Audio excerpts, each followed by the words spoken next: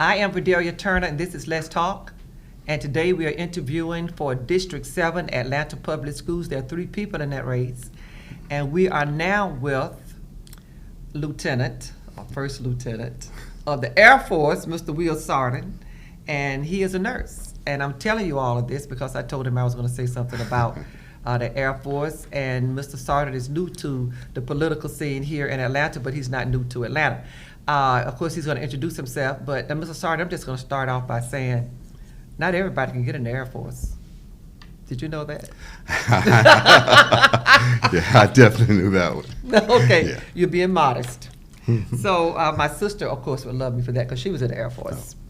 Now, you are a father of 3. Yes. Okay, and they're teenagers in Atlanta Public Schools? Yes, ma'am. And you've run for public office before or not? This is my very first time running for public office. And I understand that you were a nurse. Were you on the front lines during COVID? I was on the front line for 2 years on the front line with COVID, so I got a chance to see a lot of things. It was very intense, but very rewarding at the same time. So why did you decide to run for school system? Well, I had been thinking about it over the past few years. As my kids got older, I always knew that I wanted to serve because I enjoy public service. And as I saw how the changes were in education and all the things that were going on, I said, it's time to put my hat in the ring and see if I can make a difference. Okay. What kind of difference do you want to make? What do you see needs to be improved? Well, I see oftentimes, especially with our young black guys, being left behind academically and really saying, what is actually missing, or what, and so really trying to dig down and seeing what I can do to help make a change.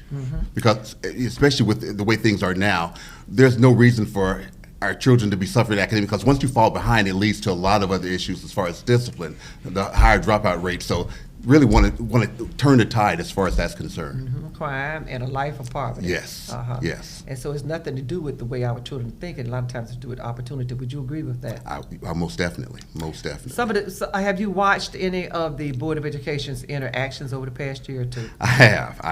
Okay. Yes. Tell us some positives and negatives of what you could observe as. From what I could observe, a lot of the positives are, as far as the turnout, actually, people actually being concerned, a lot of the concerned citizens, a lot of the stakeholders actually showing up and actually addressing, what needs to be changed. Unfortunately, some of those things haven't taken place, but it's a very big ship, and the larger the ship, the harder it is to redirect. But so I think as far as them actually having the stakeholders actually participating, that's one of the positive things. One of the negative things is hearing the same problems over and over again come up, and nothing having changed. Woo. Let the church say amen. Okay. Now, you have, your race is the only one with 3 people in it, I noticed. Yes. District 1 didn't have anybody in it. I know that person is good. Glad. And we have 2 African-American men and 1 white woman. I'm glad I met Miss Tamara Jones today, and y'all, I'm not trying to stereotype, but just looking at the name, it looks like a black name. I'm just saying, that's all. It's not against her. Because I guess all our names are surnames, but most of them. More than likely, it's going to be a runoff. This is going to be a low turnout race because there's nothing else happening in the city. How are you going to, what can you do right now and say to different entities as to why you should be the person in that seat? One of the things that really differentiates me from the other candidates is I've had, as far as working with people, as far as different, from the most disadvantaged to the most privileged, working in healthcare for the last 30 years. I've seen how treating the individual or not treating people as a cookie cutter situation, one size does not fit all. I could come to you using a healthcare analogy. If you've got high blood pressure, you may say, hey, Will, I said, do this. You say, all right, fine, I got it. You can talk to the same person, the same situation, and you have to approach it totally different. Or you need to take it on. You need to take it every day. You have to give them the time, what to do, and you have to treat, and why it's important to do it. And I see that as a microcosm as far as how to treat the school system. All children are not the same. Some are more advantaged. One child could come from a poor environment and sharp as a rock, That's right. shoot right to the top. It has nothing to do with that. In that particular case, it has nothing to do with their environment. It has to do with the individual. But again, everybody's not the same. Mm-hmm. I see that as far as a black man coming up and being a black gay man coming up. I had one of the people I was talking to out in the field, one of the stakeholders. They were saying, hey, Will, how do you make a difference? Why haven't you really told your story? Mm-hmm. And because I grew up dirt poor. I'm the youngest of 10. We grew up. When I say poor, we weren't poor. We were po. Okay. All right, so that was the difference. We started with nothing. All of my siblings went to college. Everybody in my family went to college. And that's a testament to my parents, and how they were really like, hey, just because you are poor don't mean you have to stay poor. Just right. Because you are disadvantaged doesn't mean you have to stay disadvantaged. Mm-hmm. And I've tried to instill that in my children. I know what it's like to do without, how to feel like, what it's like to feel like an other, and what it's like to be inclusive. So I'm not trying to pump myself up, but someone can look at me and say, hey, Will, he started from nothing. He's a black gay man. He was ostracized. I grew up back in the day when it wasn't cool to be gay. Mm-hmm. So I understand what it's like to work your butt off and make a difference and make a change for not just yourself, but the other people around you. Mm-hmm. Okay, we talked about individuals. Yes. And our classrooms are still overcrowded in many areas. People say, well, we're going according to the state formula. Yeah, but if you really look at the individuals in that classroom, what that teacher have to put up with every day is overcrowded. And it may be one of the reasons why we don't necessarily get to the individual child every day to find out of that child's talents, their aspirations, what they're thinking, what their homes are like, and etc. What could we do, just right off the top, to help parents be more engaged and welcomed in our schools? That's a great question. I know it's going to take some thought. Mm-hmm. One of the things that happen, especially in high school, so it's a challenge. It's because first off, the kids don't want to see the parents in the classroom. Mm-hmm. But when you're looking at elementary school and middle school, the previous school system that my kids went to, they were like, hey, if you want to come in, volunteer, whatever, do what we initially were down in Fayetteville. Mm-hmm. And they were like, hey, if you want to come and volunteer to read to the students, do that. I was like, hey, I'm down for it, because as a nurse, I only work 3 days a week. Mm-hmm.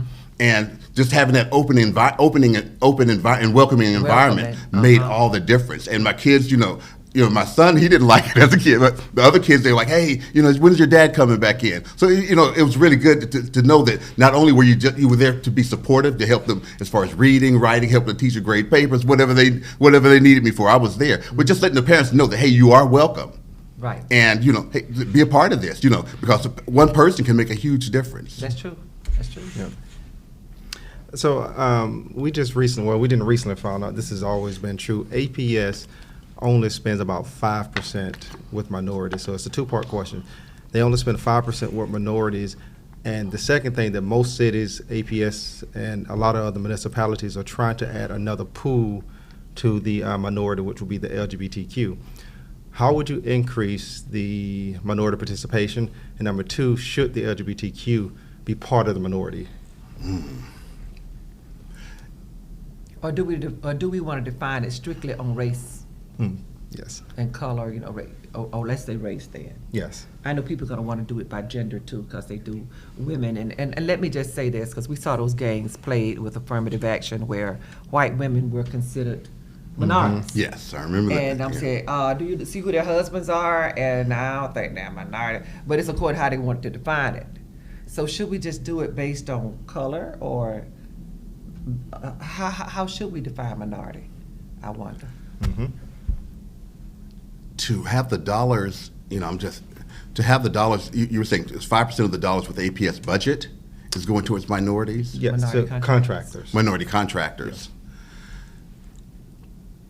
Yes. That, for just looking at the actual numbers that and I'm going by the figures that you just cited, the population of Atlanta, as far as the African American population, minority population, is a lot higher than 5%. So how they came up with that number, that is a little bit. I wonder, should it be in proportion to the population? It definitely should. That was going to be my answer. I said it should be according to the population. Mm-hmm. Those dollars should be, and because we have, that was the main reason for me moving to Atlanta. Mm-hmm. As far as black people, you've got the best and the brightest and the most talented black folk you could find in the country here.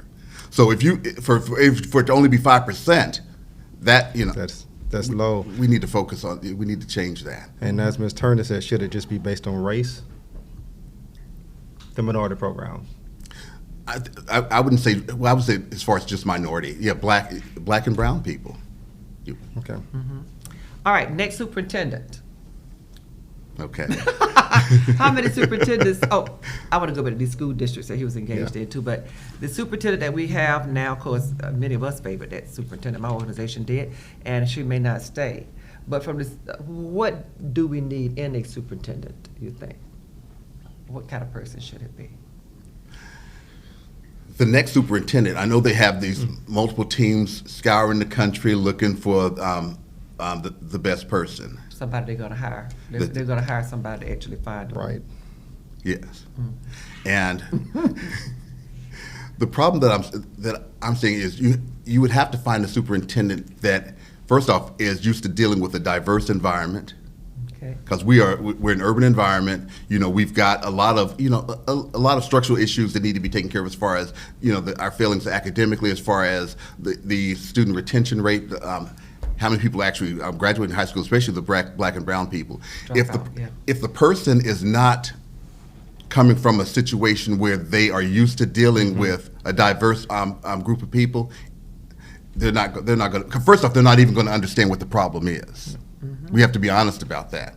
If you have never dealt with a situation, if you don't even know anyone in this situation, how are you even going to?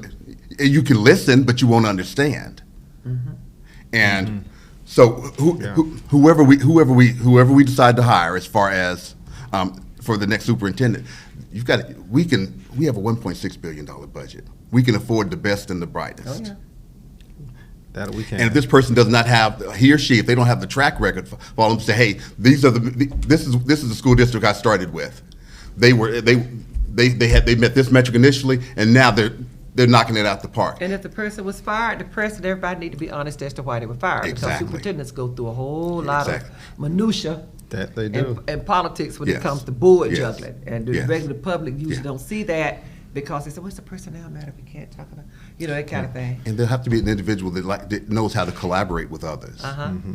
Because if it's my way or the highway, if that's the way you're going to come in, you're not going. You have to. The team that's under you, they have to be on board with your vision. And if you can't bring them on board, if you can't sell them on it, then you're not going to be successful. All right. I asked all of the candidates this particular question: is facilities. How would you control and hold facilities accountable? They have a lot of power within APS. Yes, they do. Yeah, yes, they do. And they're working directly under the superintendent, right? That's correct. Superintendent can hire and fire the person. That We don't is know what right. the contracts are looking like. We need to first find out what their contracts are like too. That's one of that Right. may be part of Right. the problem. My kids, they go to school here in Midtown. And they for whatever reason, Midtown, they have all this extra. They're getting a whole lot of extra. I've noticed, and and I'm not complaining about that, I know. But they have the Midtown High School They have a public-private partnership where they donate to the school. They have all these other resources. But that being said, I've seen other schools that it's like, why are you lacking? Everybody pretty much gets. Difference is night and day, isn't it? Yes, and I, just looking at it, and I'm looking at it objectively because I actually see the difference. I was like, why is the school on the west side? Why is the school falling in? They have and whoever has the contract to maintain these facilities, why are they not being held accountable? So we need to have it within our, I don't know if we have to change any regulation within the school system or whatnot as far as how the contracts are doled out, but if they're not maintaining these facilities, you have to let the person go. I mean, our children should not suffer. They should not live in, they should not have to, you can't even, if the ceiling tiles are falling in, how are you learning? And where is the equity in that? Because the kids, they go around, they talk to other, they have friends in other schools. They know that, hey, their school is looking like this, and our school If some of them is ever get to lacking. the opposite sides of town, they can see some of the differences. Yes. Some kids never had that opportunity, but people who are sitting on the board certainly know. Yes. And regardless of what the formula is, then what should we do to make everything equal? Yes. And see, because that term equitable, people can play with that. And it doesn't mean anything if you're not acting on it. Amen. A lot of preaching going on. That's, Okay. that's about it. About your experience in nursing, the state stopped funding nurses to a large degree years Yes. and years ago. And we see, and COVID has shown us, why we need mental health and more physical health, not only for the students, but for their parents also. Because some of these students are staying home because the parents are ill, or they have to take care of the little brothers. This is all kind of stories that we hear. But as a nurse, what would you do and bring to the board? Because I've not heard anybody talk about it. Medically, what do we need medically in the public school district? What could we do? How could we service the community better? What would, and you bring in some expertise. One of the things I noticed from the healthcare perspective is you'll have a school nurse that's working between 2 and 3 different schools, which is like Impossible. You just simply can't do it. It's not. It's impossible. Even when you look at the counselors there, you've had. Yeah, impossible. It's like, and then we act, and because and just to follow up on what you're just saying is that when a child or an individual is having any type of if the child's being abused at home, if there's certain things that are going on, a counselor or a nurse, they can pick up on it early on. We know as a healthcare provider, I know what signs to look for. But if you don't have the staff there, that also shows how you. Let's face it, that shows how you feel. That shows carelessness. Yes. Regardless of what the formula says. And we have a lot of children that are being that are being abused and or being neglected. That it shouldn't be that way. We should be able to intervene early on, because maybe that's how come Johnny can't read when folk come up with these reports. But exactly. that's one of the reasons right there. But I'm sorry, I cut you off. No. No, that's fine. But it's nurse. Let's face it, nurses. We're in the business because we care. And if you don't have those caring people, are social workers or counselors because they care. It's not you're not getting into the field to become rich. I didn't get into healthcare to be rich. I actually enjoy working with people. It's kind of what makes me get up in the morning, knowing that I can get up and make a difference. And even a billionaire is going to need a nurse. Exactly. That's it. Exactly. I've waited on a few of those. They're all the same. When they get sick, they're all the same. The blood is red then, coming in that syringe. Okay. Is there anything else that you would like to leave, because you're going to have to go before various groups if you haven't already gone before them. For instance, organized labor has an interest in who is on the Atlanta Board of Education. Then, of course, you will have people with the Chamber of Commerce with an interest. The mayor's office and the city councilman have an interest, whether or not they're as open about it, but they do have an interest.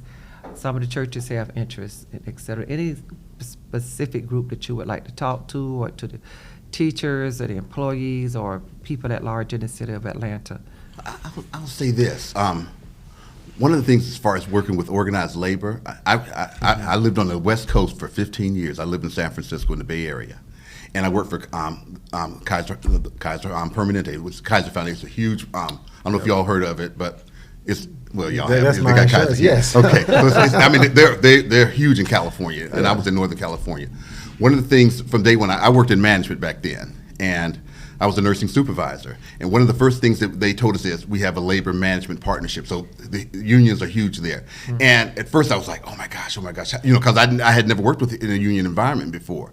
But I will say these are some of the most dedicated people, and they want things done right. That's right. And they want it done right consistently. Regulations. And just working with them and understanding how as far as coming together for a common goal, how we can make a difference. And it was huge. It was huge. It was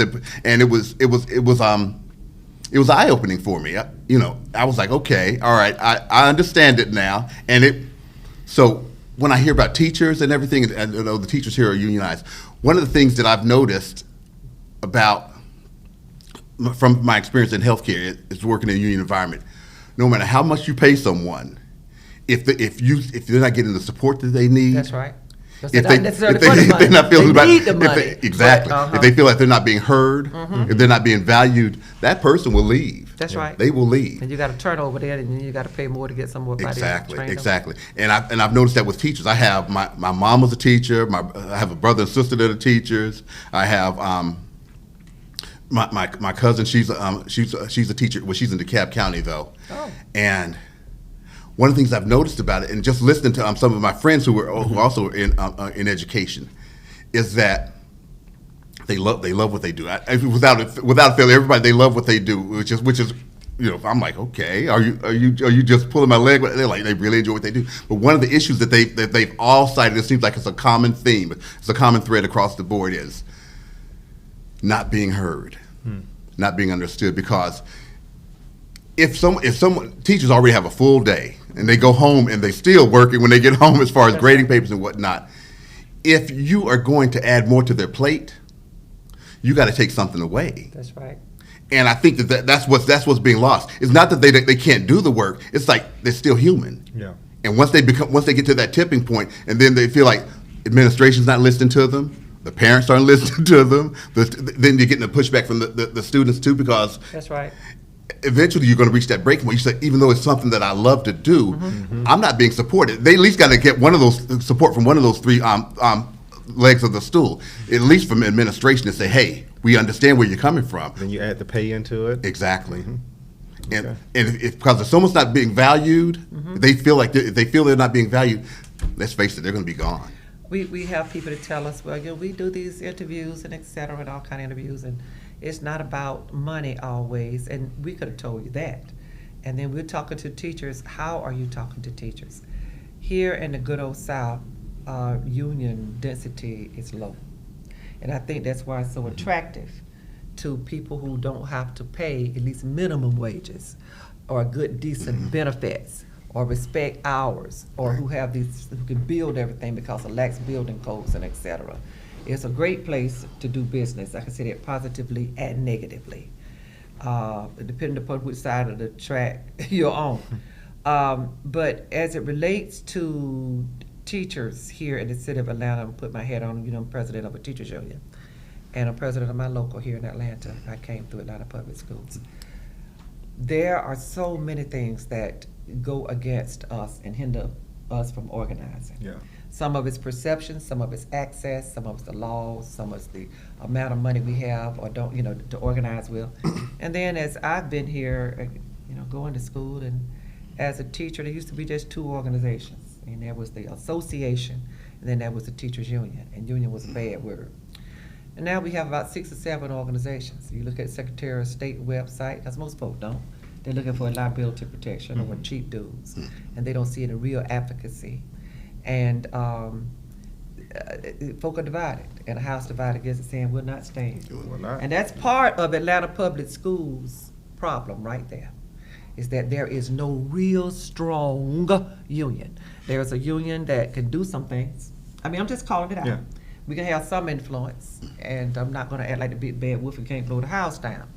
But I charge all of my colleagues with that. And I've invited other organizations to the table and been doing it for years and been met with nothing. And so we are up against either having some friends on that board, and we have seen so much money be able to elect board members. Some of them are still sitting there, some of them over at City Hall, some of them are now down at the state capitol. They will continue to move like that because we knew who was underwriting all that in the beginning. But we have to say to teachers, until it gets bad enough, you see what I'm saying? And until that house get burned down. And Eric Davis started closing schools. It was the biggest meetings that we ever had. The people started to come then to their own meetings. But I have to say to teachers, it is up to the teachers. If we are ministers to take care of the welfare of the children, then we should be respected too. And I appreciate you saying that. And that comes all the way down to the nurses, the first responders, the firemen, the policemen. Every doggone body need a union. Now let me say this. You say, well, are you just, unions got some problems too, just like any other organization. I have a family member who works for one of the big companies that happen to be here, Fortune 500 companies. And this person was so anti-union when he was young. And later on, he came to visit about 10 years later, and we were talking about some issues. And he said, well, what did your union contract say? I said, the what? The union contract. I said, what?